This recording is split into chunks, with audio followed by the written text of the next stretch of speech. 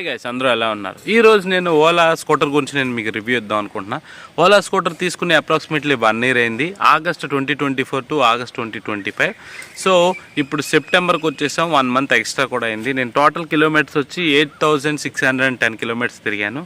No fuel. ఈ 1 yearలో నేను fuel లేకుండా తిరగడమే జరిగింది. నాకు వచ్చిన ప్రాబ్లమ్స్ వచ్చేసి వెరీ మైనర్. అవి కూడా బండి వచ్చి అనుకోకుండా పడిపోయింది.